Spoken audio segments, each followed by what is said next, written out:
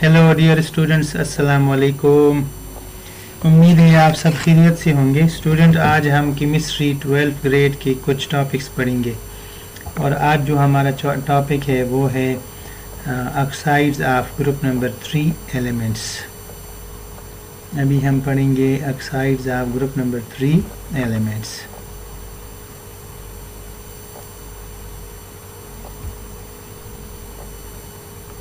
तो स्टूडेंट्स, अभी हम स्टार्ट लेते हैं।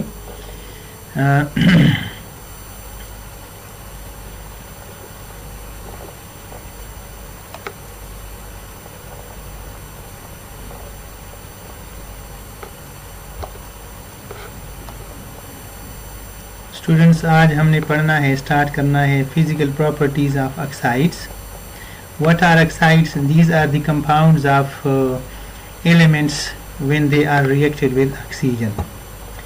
So the oxides we will discuss are the follows: sodium oxide, magnesium oxide, aluminium oxide, silicon dioxide. उसके बाद है फास्फोरस पेंटाऑक्साइड, सल्फर ट्राइऑक्साइड और क्लोरीन 7 ऑक्साइड।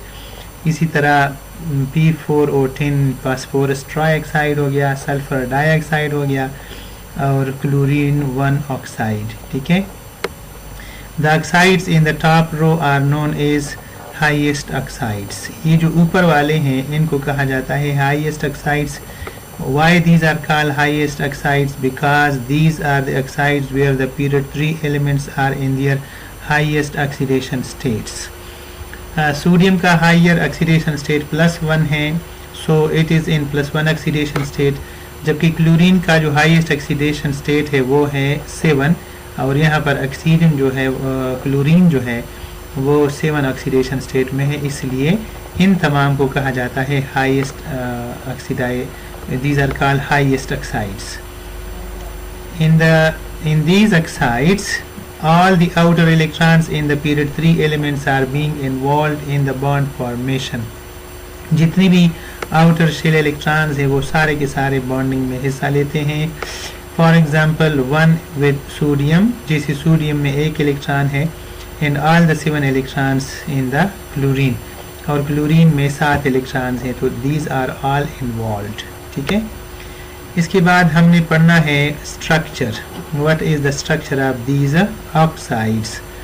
तो स्ट्रक्चर के बारे में है, the trend in structure is from the metallic oxides containing joint structures of ions on the left hand side of the period via the joint covalent oxide, that is silicon dioxide, in the middle, and 2 molecular oxides on the right hand side. Left side पर ये जो कुछ oxides हैं, for example ये जो sodium oxide है, magnesium oxide है, aluminium oxide है, ये वाले जो है ना, ये क्या है? These are ionic oxides.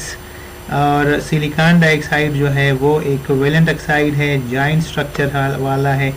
और ये जो बकाया रिमेनिंग ऑक्साइड्स हैं, दीज आर ऑल जो है मॉलिक्यूलर ऑक्साइड्स। इनका जो स्ट्रक्चर है वो एक मॉलिक्यूल पर मुश्तमिल होता है। मेल्टिंग एंड बॉइलिंग पॉइंट्स, क्या है इनके मेल्टिंग और बॉइलिंग पॉइंट्स? तो शुरू वाले जो हैं वो चूंकि आयोनिक होते हैं इसलिए उनका मेल्टिंग पॉइंट और बॉइलिंग पॉइंट बहुत हायर होगा और बाकियों का फिर कम होता चला जाएगा। अब मेल्टिंग पॉइंट और बॉइलिंग पॉइंट की कमी की वजह क्या होती है? क्योंकि जितने इनके दरमियान अट्रैक्टिव फोर्सेस वीक होते चले जाते हैं उतना ही इनका मेल्टिंग पॉइंट और बॉइलिंग पॉइंट भी कम होता चला जाता है। अभी हम पढ़ेंगे the giant structures, the metal oxides and silicon dioxide will have higher melting and boiling points because a lot of energy is needed to break the strong bonds. These are ionic और covalent bonds operating in 3 dimensions. इनमें 2 किस्म के bonds होते हैं, या तो ionic bonding होती है, ठीक है, या कोवेलेंट बॉन्डिंग होती है। और ये दोनों बॉन्ड जो है ना बहुत ज़्यादा स्ट्रांगर होते हैं और 3 डायमेंशनल होते हैं, 3 डायमेंशनल होते हैं, इसलिए इनको ब्रेक करना डिफ़िकल्ट होता है, इनको ज़्यादा एनर्जी की ज़रूरत होती है, लिहाजा इनका मेल्टिंग पॉइंट और बॉइलिंग पॉइंट भी बहुत हायर होते हैं। ओके। इसके बाद है कि the oxides of phosphorus, sulphur, chlorine consist of individual molecules. इनके जो ऑक्साइड्स होते हैं वो इंडिविजुअल छोटे छोटे मालिक्यूल्स पर मुश्तमिल होते हैं. The attractive forces between these molecules will be van der Waals dispersion forces और डाइपोल डाइपोल इंटरेक्शंस. दो किस्म के यहाँ पर फोर्सेस मुमकिन हैं. एक वैन डर वाल फोर्सेस मुमकिन है और दूसरे जो हैं इनमें जो है वो डाइपोल डाइपोल इंटरेक्शंस पॉसिबल हैं. ये दोनों बहुत ज़्यादा वीक फोर्सेस होते हैं जिसकी वजह से इनके मेल्टिंग पॉइंट और बॉइलिंग पॉइंट काफ़ी कम होते हैं. अब ये जो फोर्सेस हैं वैन डर वाल और लंदन डिस्पर्जन फोर्सेस या जो डाइपोल डाइपोल फोर्सेस हैं वो किस चीज़ पर डिपेंड करते हैं. They vary depending upon the size. पहला जो है ये किस पर डिपेंड करते हैं, साइज़ पर डिपेंड करते हैं. उसके बाद ये शेप पर डिपेंड करते हैं कि शेप इसका क्या है. इसके बाद ये पोलैरिटी के ऊपर डिपेंड करते हैं. अगर इनकी साइज़ ज़्यादा हो ग्रेटर हो तो भी ये फोर्सेस ज़्यादा स्ट्रांगर होते हैं. अगर पोलैरिटी इसकी ज़्यादा हो तो भी ये ज़्यादा स्ट्रांगर होते हैं और उसी हिसाब से मेल्टिंग पॉइंट और बॉइलिंग पॉइंट भी ज़्यादा होते हैं. But will always be much weaker then the ionic और कोवेलेंट बॉन्ड्स. लेकिन ये हमेशा आयोनिक और कोवेलेंट की निस्बत काफ़ी कम होते हैं. These oxides are either gases. तो चूंकि इसके मेल्टिंग पॉइंट और बॉइलिंग पॉइंट कम होते हैं तो या तो ये गैसीय स्टेट में होते हैं या ये लिक्विड स्टेट में होते हैं और या सॉलिड होते हैं लेकिन इनका मेल्टिंग पॉइंट बहुत ज़्यादा कम होता है. उसके बाद नेक्स्ट जो है वो है इलेक्ट्रिकल कंडक्टिविटी. तो स्टूडेंट्स इलेक्ट्रिकल कंडक्टिविटी का ताल्लुक किससे है? उसका ताल्लुक या तो आयन से है या मोबाइल इलेक्ट्रॉन से है.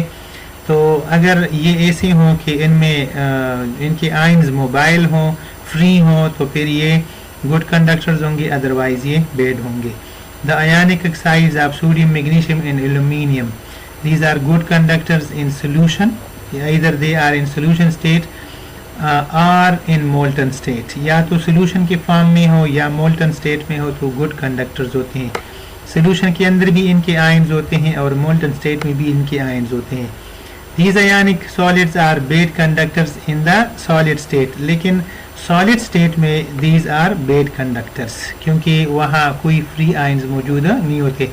The oxides of silicon, phosphorus and sulfur and chlorine are non-ionizable. ये ionizable नहीं होते, hence are non-conductors जिसकी वजह से ये good conductors नहीं हुआ करते. तो students अभी हमने इनकी चंद कैरेक्टरिस्टिक्स जो है ना वो पढ़ लिए हैं, इनकी जनरल प्रॉपर्टीज़ पढ़ ली हैं. अगले लेक्चर में हम पढ़ेंगे इनका एसिड बेस बिहेवियर्स. और ये वीडियो अगर आपको पसंद आई हो तो लाजमी इसको शेयर करें दोस्तों के साथ. Thank you very much. Dear students अस्सलाम वालेकुम. आज हम ऑक्साइड्स के बारे में पढ़ेंगे और आज जो हमारा टॉपिक है वो है acidic basic behaviour of the oxides. आपको पता है कि ऑक्साइड्स तीन किस्म के होते हैं, एसिडिक ऑक्साइड, बेसिक ऑक्साइड और एम्फोटेरिक ऑक्साइड.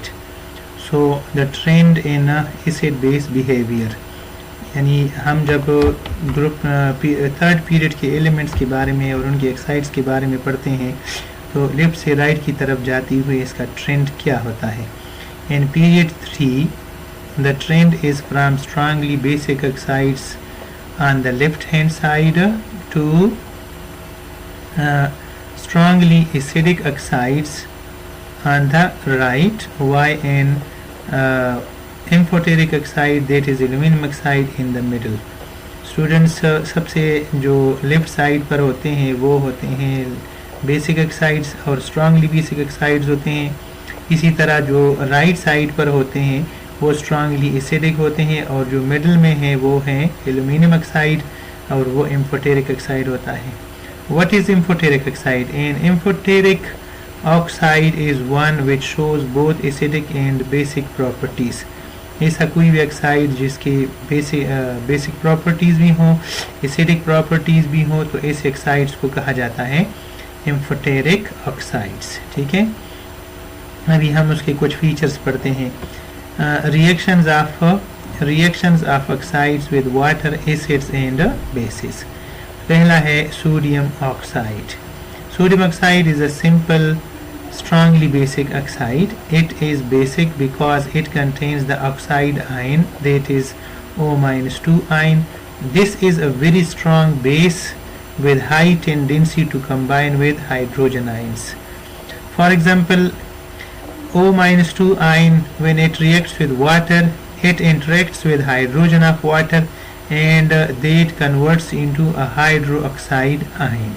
ठीक है, इसी तरह वाटर का जो ये पोर्शन है वो हाइड्रोक्साइड आयन वो पीछे रह जाता है, यानी अलग हो जाता है।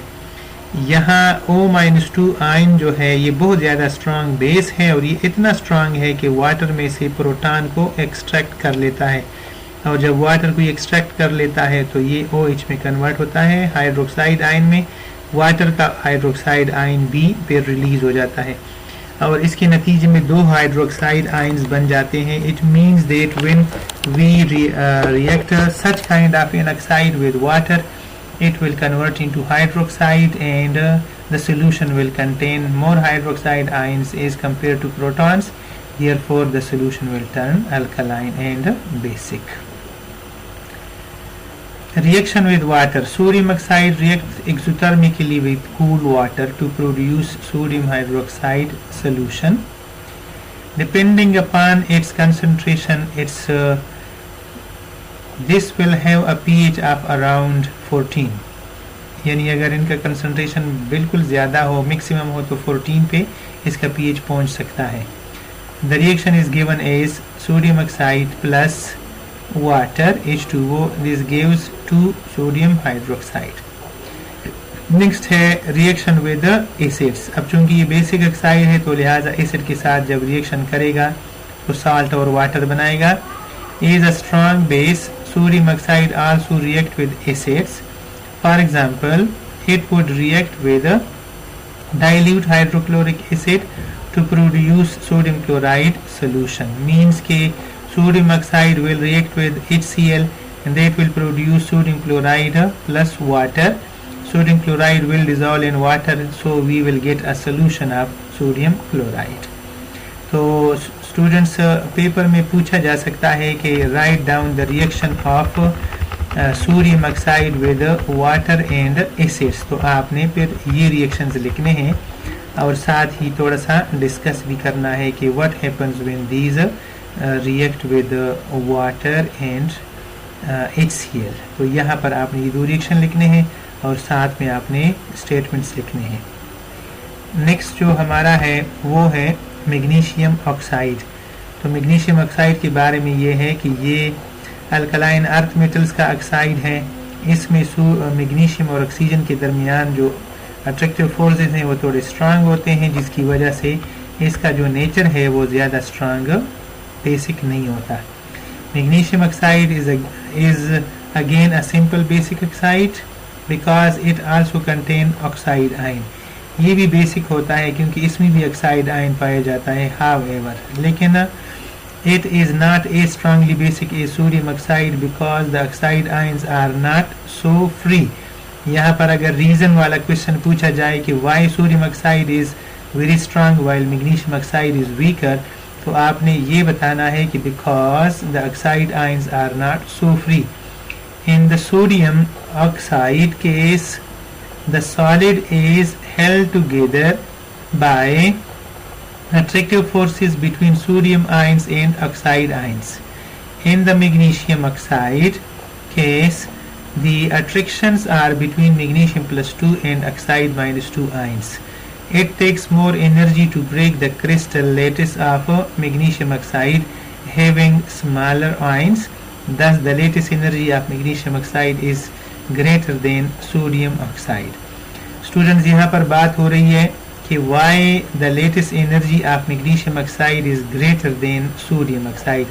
तो इसका जो आंसर है वो यहाँ पर है कि जो सोडियम ऑक्साइड है इसमें सोडियम आयंस और ऑक्साइड आयंस आपस में मिले हुए हैं।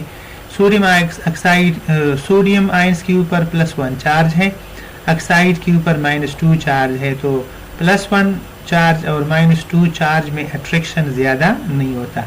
इसी तरह से सोडियम का आयन बड़ा है, इसके ऊपर चार्ज डेंसिटी कम है, लिहाजा इसका और ऑक्साइड का जो अट्रैक्टिव फोर्स है वो इतना ज़्यादा स्ट्रांग नहीं है।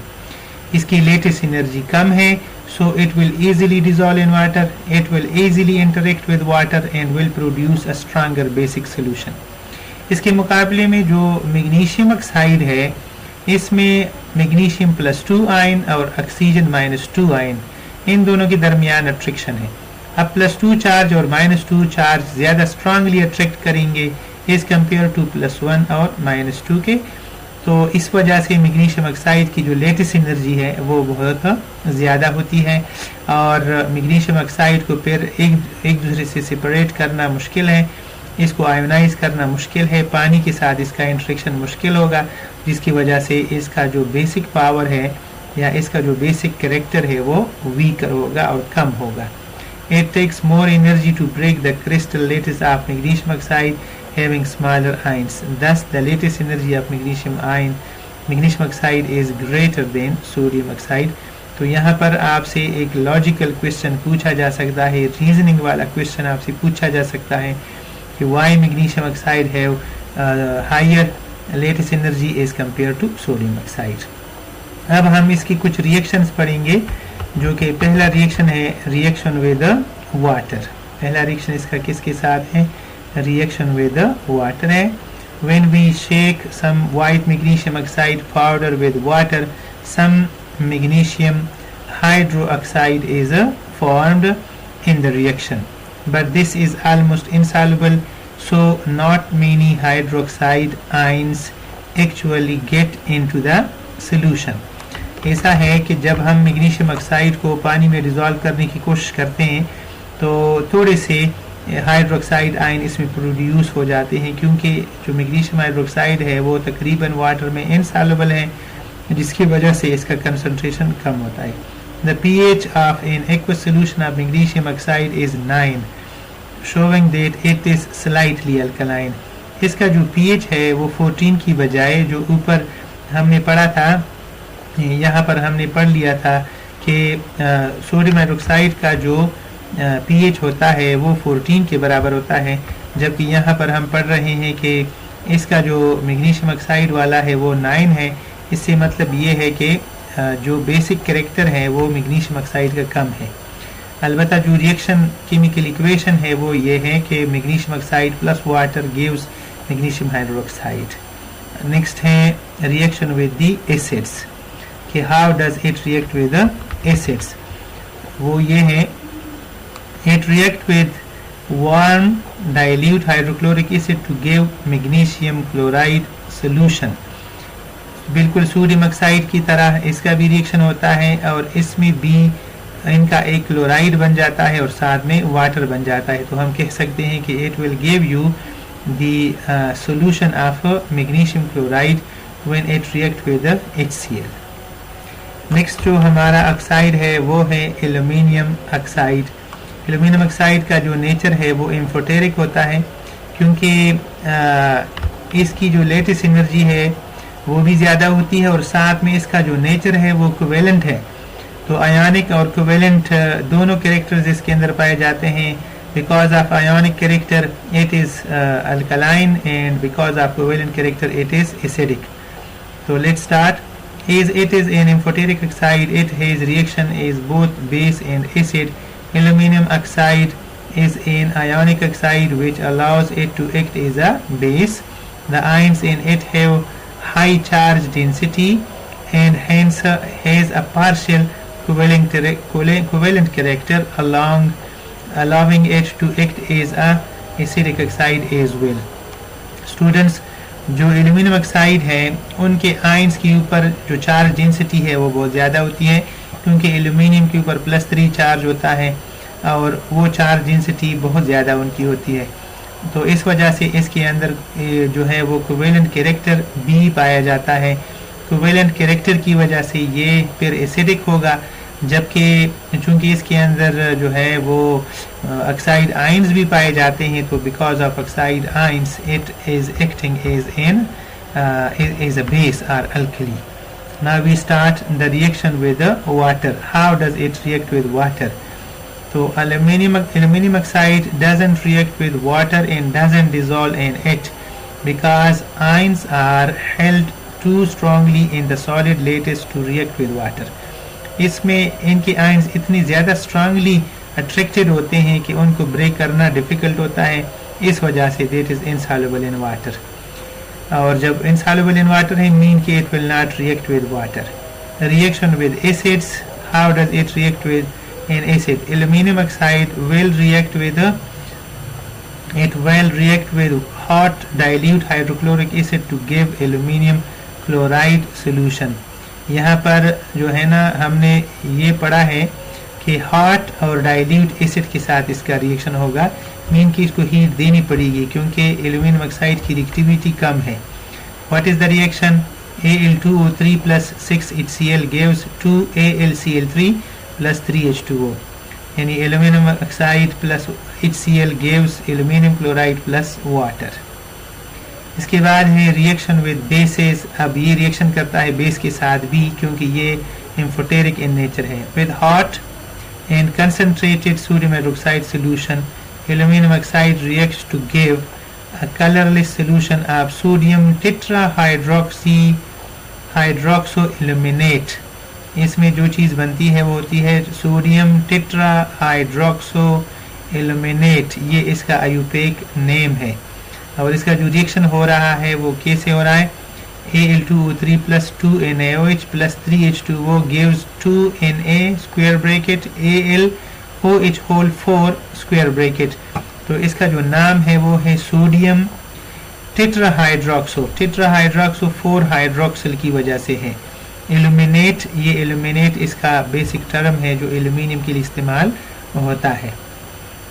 इसके बाद हमारा नेक्स्ट जो है, अच्छा यहाँ पर एक आपको मैं बताता चलूँ कि एक क्वेश्चन आया करता है और बहुत दफ़ा ये पेपर में आया हुआ है कि why aluminium oxide is called amphoteric oxide या show that aluminium oxide is an amphoteric oxide. तो यहाँ पर आप लोगों ने दो रिएक्शंस लिखने होंगे, एक ये रिएक्शन लिखना होगा और ये दूसरा जो है ना ये रिएक्शन लिखना होगा. ये दोनों रिएक्शन आप लिखेंगे और तब जाकर ये एक्सप्लेन हो जाएगा कि why this is acting as a amphoteric oxide. तो ये बहुत ज़्यादा कॉमन क्वेश्चन है जो अक्सर पूछा जाता है फेडरल बोर्ड के पेपर्स में. नेक्स्ट हमारा है silicon dioxide reaction with water. It is insoluble in water because of the difficulty of breaking up a large giant covalent structure. इसका स्ट्रक्चर जो है ना बहुत ज़्यादा लार्ज होता है, ठीक है, जाइंट होता है, बड़ा स्ट्रक्चर होता है, हेवी होता है और इसका नेटवर्क स्ट्रक्चर होता है जिसकी वजह से इसको ब्रेक करना डिफिकल्ट है. So it will not react with water and it will not be soluble in water. इसके बाद है reaction with basis. It has got an acidic character. अब इसका जो कैरेक्टर है वो acidic है. It reacts with hot and concentrated sodium hydroxide to form sodium silicate. इनका जो कैरेक्टर है वो acidic है क्योंकि ये कोवेलेंट कंपाउंड है, इस वजह से इनका नेचर acidic है. तो इसलिए जब हम इसको रिएक्ट कराते हैं हॉट कंसनट्रेटेड सोडियम हाइड्रोक्साइड के साथ तो सिलिकॉन डाइऑक्साइड का रिएक्शन हो जाता है, उसमें बनता है sodium silicate Na2SiO3 plus water. It also react with basic metal oxides like sodium oxide, potassium oxide, calcium oxide, lead oxide, zinc oxide are mixture of these oxides forming silicates and glasses. शीशा जब बनता है, silicates जब बनते हैं तो इनको react कराया जाता है किसके साथ? सोडियम ऑक्साइड के साथ, पोटेशियम ऑक्साइड वगैरह के साथ और इससे ग्लासेस और जो है ना सिलिकेट्स बनते हैं. इसके बाद हमारा नेक्स्ट है फास्फोरस 5 ऑक्साइड. फास्फोरस 5 ऑक्साइड क्या होता है? It reacts with water. तो phosphorus 5 oxides reacts violently with water to give a solution containing a mixture of different acids, the nature of which depends on the conditions. ठीक है, condition पर depend करता है. We usually consider one of these phosphoric 5 acid H3PO4 also known as phosphoric acid or as orthophosphoric acid. यहाँ पर हम सिर्फ एक कंसीडर करेंगे और वो है H3PO4. वैसे तो इसमें बहुत सारे बन जाते हैं लेकिन हम जनरली कहते हैं कि when P4O10 reacts with the water it produces H3PO4 और इसका ये बेसिक रिएक्शन है. इसके बाद रिएक्शन विद बेस. अब इसका रिएक्शन बेस के साथ कैसे होगा? As it is acidic it react with sodium hydroxide as follows. अब आपको ये नज़र आ रहा है कि इसमें 3 हाइड्रोजन्स हैं, तो बारी बारी एक एक हाइड्रोजन निकलता जाएगा। जब हम इसको 3 दफ़ा रिएक्ट कराएंगे सोडियम हाइड्रोक्साइड के साथ। यहाँ पर आप देख सकते हैं कि पहली रिएक्शन में हमने एक सोडियम हाइड्रोक्साइड डाला है, रिएक्ट किया हुआ है, तो इसे NaH2PO4 यानी सोडियम डाइहाइड्रोजन फॉस्फेट और वाटर बने हैं। फिर हमने जब 2 मोल डाले हैं तो Na2H बन गया है, यानी 2 हाइड्रोजन रिलीज हो चुके हैं। और जब हमने 3NaOH इस्तेमाल किया है, 3 मोल्स डाला है, तो मुकम्मल तौर पर ये सारे हाइड्रोजन जो है वो हट चुके हैं और हमें हासिल हुआ है Na3PO4 प्लस 3H2O। तो जितना आप सोडियम हाइड्रोक्साइड ज़्यादा डालेंगे उतनी ही हाइड्रोजन रिलीज होंगे। When phosphorus 5 oxide react with sodium hydroxide solution, we would end up with the same possible salts rather than making the acid first. इसमें कहते हैं कि जब हम इसका रिएक्शन कराते हैं सोडियम हाइड्रोक्साइड के साथ और साथ में P4 और 10 इस्तेमाल करेंगे इंस्टेड ऑफ H3PO4, तो इसमें वही साल्ट बन जाते हैं जो फाइनली यहाँ पर बने हैं। इधर आपको नज़र आ रहा है, इसमें सोडियम फॉस्फेट बनेगा और वाटर बनेगा। हम ये कह सकते हैं कि ये जो P4 और 10 है ये पहले वाटर के साथ रिएक्शन करेगा, इसकी तरह जिस तरह यहाँ पर हमने देखा था। वाटर के साथ रिएक्शन करेगा, H3PO4 बनाएगा और फिर H3PO4 जो है वो NaOH के साथ रिएक्शन करेगा, तो इससे सोडियम फॉस्फेट और वाटर बनेंगे। इसके बाद नेक्स्ट है सल्फर ऑक्साइड्स SOX। तो इसके 2 ऑक्साइड्स हैं, एक है सल्फर डाई ऑक्साइड और दूसरा जो है ना वो है सल्फर ट्राईऑक्साइड। तो रिएक्शन विद वाटर, अब ये कैसे रिएक्ट करेंगे वाटर के साथ। Sulphur dioxide is fairly soluble in water, it reacts to give a solution of sulphuric acid H2SO3। H2SO3 को सल्फ्यूरिक एसिड कहा जाता है। तो ये इसका बेसिक रिएक्शन है कि SO2 plus H2O gives H2SO3। इसके बाद है रिएक्शन विद बेसिस। अब ये चूंकि एक एसिडिक चीज़ है तो लिहाजा बेस के साथ इसका रिएक्शन होगा। As it is acidic, it react with sodium hydroxide and calcium oxide as follows. यहाँ पर सल्फर डाइऑक्साइड का सोडियम हाइड्रोक्साइड के साथ जब रिएक्शन होता है तो इससे सोडियम सल्फाइड और वाटर बनते हैं। इसी तरह सोडियम सल्फाइड जो है वो वाटर के साथ और SO2 के साथ रिएक्शन करता है तो सोडियम हाइड्रोजन सल्फाइड बनाता है। अगर कैल्शियम ऑक्साइड के साथ सल्फर डाइऑक्साइड रिएक्शन कर लें तो इससे कैल्शियम सल्फाइड बनेगा। तो sulphur dioxide will give sulphides and sulphur try will give sulphates. ये है हमारा सल्फर ट्राईऑक्साइड। अब इसका रिएक्शन देखते हैं कि what is it's reaction with water. So when this reacts with water, it produces H2SO4, that is called sulfuric acid. Reaction with base, अब इसका रिएक्शन होगा बेस के साथ भी क्योंकि ये एसिडिक चीज़ है तो इस वजह से। तो sulphur trioxide itself will react directly with bases to form sulfates.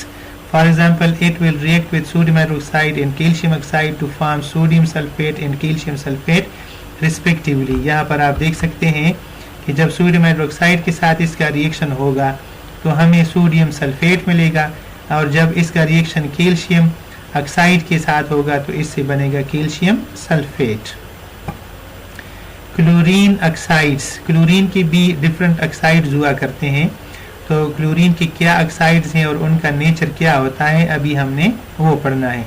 Chlorine forms several oxides, बहुत सारे ऑक्साइड बना सकता है but the only 2 are chloric 7 oxide, chlorine 7 oxide Cl2O7 and chlorine 1 oxide Cl2O is are given here. Chlorine 7 oxide is also known as dichlorine heptaoxide। ठीक है, इसमें चूंकि 7 oxygen होते हैं तो इसलिए इसको कहते हैं, और दो इसमें जो है वो क्लोरीन होते हैं तो इसलिए इसको कहा जाता है डाइक्लोरीन हेप्टाऑक्साइड। और जब क्लोरीन 1 ऑक्साइड जो है इसको कहा जाता है डाइक्लोरीन मोनोऑक्साइड, क्योंकि इसमें 2 क्लोरीन होते हैं। यहाँ नज़र आ रहा है आपको कि यहाँ पर इसमें 2 क्लोरीन और 1 ऑक्सीजन है, इसलिए इसको कहा जाता है डाइक्लोरीन मोनोऑक्साइड। पहला है यहाँ पर जो हम पढ़ेंगे अभी वो है chlorine 7 oxide. Chlorine 7 oxide is the highest oxide of chlorine. In this oxide, chlorine is in its maximum oxidation state, that is plus 7. It continues the trend of the highest oxides of the period 3 elements towards being stronger acids. जितना oxidation state बढ़ता जाता है और oxygen की तादाद बढ़ जाती है मालिक्यूल में, उतना ही उसका एसिड स्ट्रेंथ बढ़ता है. तो इस वजह से चूँकि इसमें 7 होते हैं, 7 ऑक्सीजन होते हैं, लिहाजा इसका एसिड पावर सबसे ज़्यादा है. अब now we will react its reactions. So its reaction with water. Chlorine 7 oxide जो है it reacts with water to give, ये क्या बनाता है, it give a very strong acid that is chloric 7 acid also known as perchloric acid. The pH of typical solutions will like sulfuric acid be around 0. ये इतना strong होता है sulphuric acid की तरह कि इसका pH तकरीबन 0 होता है. Now we study the reaction. जब हम इसका रिएक्शन लिखेंगे तो Cl2O7 plus H2O will give 2 HClO4. तो इसमें परक्लोरिक एसिड जो है ना वो 2 बन जाते हैं. रिएक्शन विद बेस, चूँकि ये एसिडिक चीज़ है तो so it will react with base.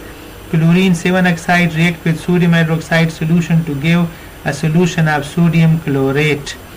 जब इसका रिएक्शन होता है किसके साथ, सोडियम हाइड्रोक्साइड के साथ, तो इससे बनता है NaClO4 प्लस वाटर. NaClO4 को यहाँ जो नाम दिया गया है वो है सोडियम क्लोरेट 7. Sodium chlorate 7. इसी तरह chloric 7 acid itself also react with sodium hydroxide solution to form the same product. अगर फर्ज करें इसका रिएक्शन जो है HClO4 का रिएक्शन सोडियम हाइड्रोक्साइड के साथ हो जाए तो भी सेम टू सेम प्रोडक्ट्स बन जाते हैं, जिस तरह के आपको ऊपर नज़र आ रहे हैं, सेम रिजल्ट होता है. इसके बाद है क्लोरीन 1 ऑक्साइड. क्लोरीन 1 ऑक्साइड, इसका रिएक्शन हम पढ़ेंगे वाटर के साथ, तो थोड़ा सा ये डिफरेंट है. Chlorine 1 oxide is far less acidic than chlorine 7 oxide. It reacts with water to some extent to give chloric 1 acid or HOCl. This is also known as hypochlorous acid. Cl2O plus H2O gives HOCl. और HOCl जो है ना ये week होता है, unstable होता है. इसका नाम है hypochlorous acid. इसको हम क्लोरिक 1 एसिड भी कह सकते हैं. रिएक्शन विद बेस, इसका रिएक्शन होगा बेस के साथ क्योंकि बेसिकली ये एक एसिडिक सब्सटेंस है. तो क्या है, chloric 1 acid react with sodium hydroxide solution to give a solution of sodium hypochlorite. इसमें जो साल्ट बनता है इसका नाम होता है sodium hypochlorite. So the reaction is given as NaOH plus HOCl gives NOCl plus H2O. NOCl को sodium hypochlorite कहा जाता है. इसी तरह chlorine oxide also react directly with sodium hydroxide to give the same product. इसमें अगर हम sodium hydroxide के साथ इसका रिएक्शन कराएंगे तो किसका कराएंगे, Cl2O का. तो इसमें भी दरअसल पहले इसका रिएक्शन होता है वाटर के साथ जिसमें HOCl बनता है और HOCl NaOH के साथ रिएक्शन कर लेता है तो the same product is obtained. ये वाला जो हमने ऊपर बनाया था सेम टू सेम चीज़ इसमें भी बन जाती है. तो स्टूडेंट्स अभी हमने जो कम्प्लीटली पढ़ा है oxides of third period elements. ये एक ब्रीफ समरी है और इस टेबल को आपने अच्छी तरह से याद करना है कि इसमें तमाम चीज़ें इसकी गिवन है. जैसे मसलन स्टेट ऑफ ऑक्साइड है, कंडक्शन ऑफ इलेक्ट्रिसिटी है, स्ट्रक्चर है, effect of adding oxide to water यानी वाटर के साथ इसका रिएक्शन गिवन है और साथ में नेचर ऑफ द ऑक्साइड है कि एसिडिक होता है या बेसिक होता है. Thank you very much for watching this video. Students इस सिलसिले को हमने आगे भी बढ़ाना है और हमने जो है ना इस कोर्स को आगे बढ़ाकर कंप्लीट जो है वो वीडियोस में लेकर आना है और आपने मेरे साथ साथ पढ़ना है. इंशाअल्लाह ताला जब आप मेरा साथ देंगे और पढ़ेंगे तो उम्मीद है कि आप अच्छी तरह से एग्ज़ाम्स में अच्छे नंबर हासिल कर सकोगे. ये वीडियो दरअसल कोर्स कवरेज के लिए है, तो ये उन स्टूडेंट्स के लिए है जो किसी वजह से कॉलेज नहीं जा सकते या नहीं पढ़ सकते और फिर वो घर बैठकर वीडियोस की मदद से देख सकते हैं. तो इस कार खैर में जो है आप मेरी हेल्प करें और अगर आपने इस चैनल को सब्सक्राइब नहीं किया है तो लाजमी सब्सक्राइब भी करें. Thank you very much. अल्लाह हाफ़िज़.